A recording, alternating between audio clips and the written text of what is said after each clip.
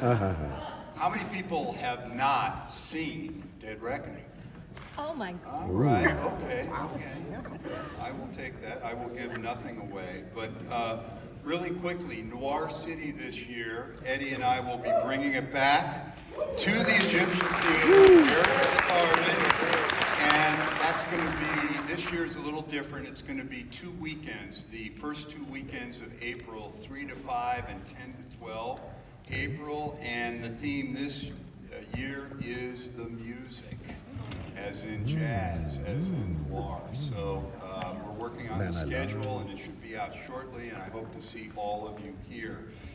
This movie is really a particular favorite of mine. Dead Reckoning was made during the summer of 1946, when Hollywood was like right at its highest point, and it was tipping. And from there, from terms of box office, amount of movies made, television, the antitrust, divestiture of theaters and everything, it started going and flattening. But this was really at its peak. It was released in February of 1947, and this film really checks all the boxes of the organic, if you will, film noir movie, film noir movement. Actually, you have, let's see, the theme is servicemen at the end of World War II. Check. Only this time they don't show up at Union Station and no one has amnesia, Gilmore's version of the common cold. It's a little different. You have voiceover narration. Check. You have a flashback for most of the movie. Check. You have the Noir nightclub run by the great Morris Karnofsky. Check.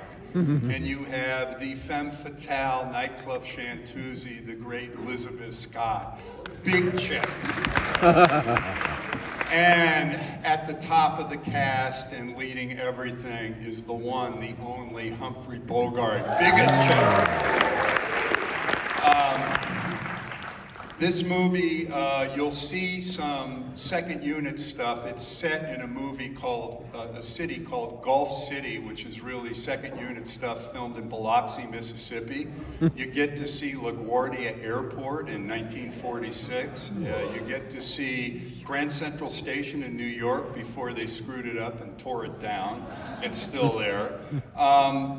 And you really, the juxtaposition as a historian on where Humphrey Bogart was at in his career and where Elizabeth Scott, Humphrey Bogart was 47, and he was at really the apex of his career. He signed a 15-year contract with Warner Brothers in 1946, and he was the highest paid actor in Hollywood. He made, I think, $467,000 in 1946, when that was like a whole lot of money. Now that would pay for craft services for 3 days. But he got his pick of directors with that contract he signed with Warner Brothers, and if memory serves, the only people that could direct Bogart was John Huston, his buddy, of course, Howard Hawks, the great Michael Curtiz, Delmer Daves, and John Cromwell, who happens to be the director of this picture, of which Bogart was lent out to Columbia, and he ended up shortly thereafter starting his own production company, Santana, named after his boat. Originally he was going to start that with his buddy Mark Hellinger, who sadly passed away, but he started his production company, and it worked right at Columbia because he and Jack Warner did not get along. The scripts that he was getting, he was not happy with. I think one of them, Jack Warner wanted him to play Captain Horatio Hornblower. That really wasn't a good fit.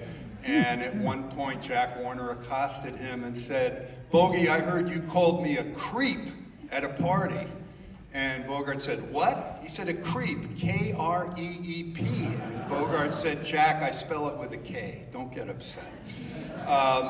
So they did not get along. However, he got along really well with John Cromwell, who directed him on the stage back in New York in the 1920s.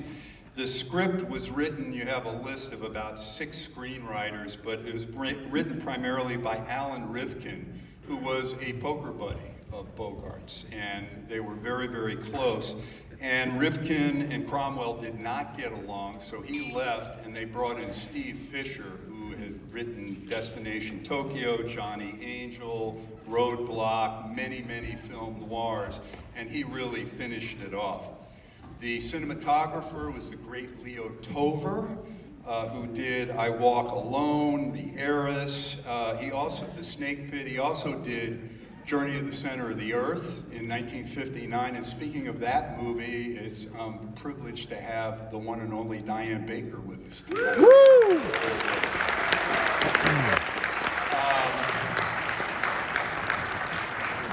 What was really interesting is Elizabeth Scott, conversely, I think was like 24.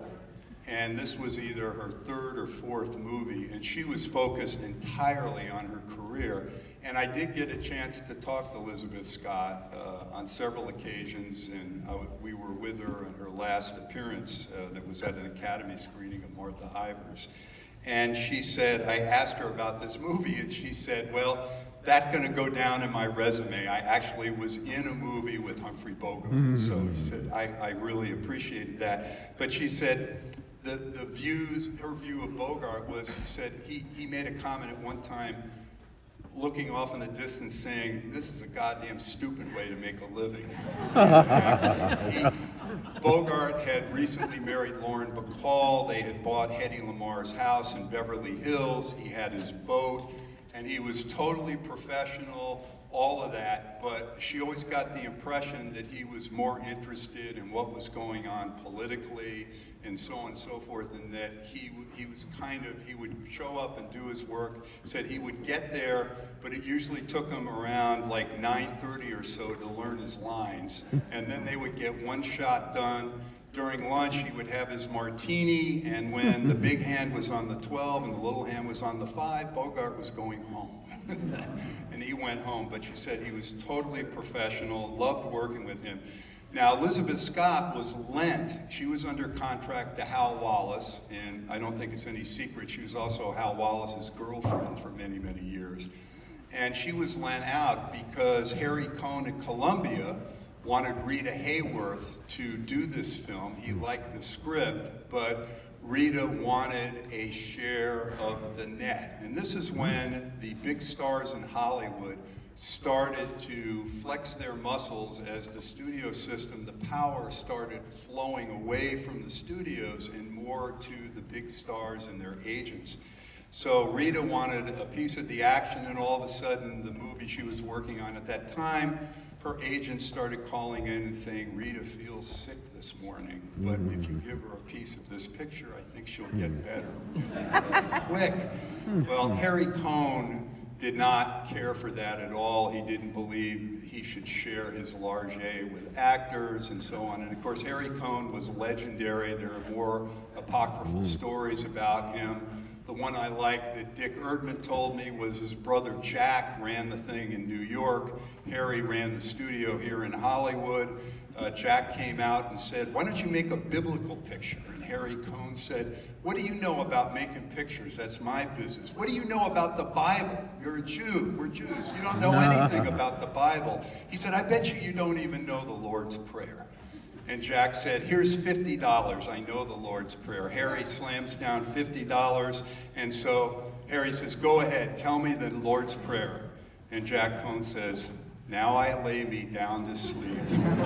And Harry said, oh, you won. I thought you really didn't know it. But at any event, they borrowed Liz Scott for this, and Hal Wallis retained permission for wardrobe and close-ups.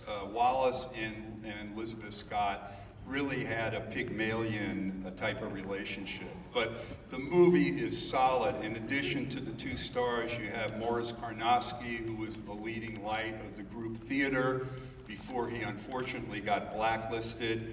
Marvin Miller. How many people remember the old TV show The Millionaire with Marvin Miller passing out checks? A lot of voiceover. And of course, the ubiquitous Wallace Ford. It would not be a film noir without Wally Ford showing up. So I really, really enjoy this movie. You'll also see Dorothy Dandridge's mother pop up in this, Ruby Dandridge, who plays Elizabeth Scott's maid. But I really enjoy the movie. It's well written, it's well acted, and I mean, you have Bogart and you have Elizabeth Scott and you have Dead Reckoning.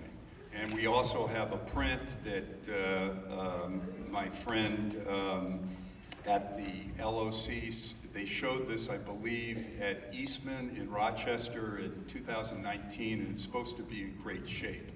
So that's good. So let's enjoy watching Humphrey Bogart and Elizabeth Scott, the way this movie was projected, maybe here in this theater in 1947.